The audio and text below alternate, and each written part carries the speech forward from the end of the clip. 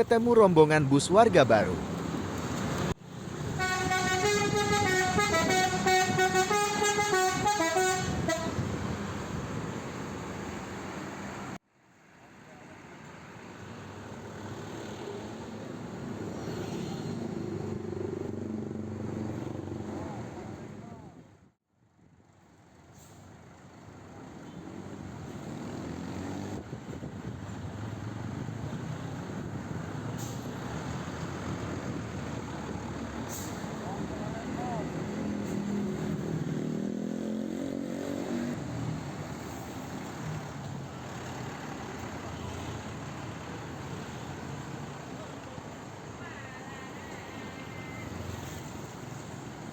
Ternyata cuma satu yang ngasih telolet.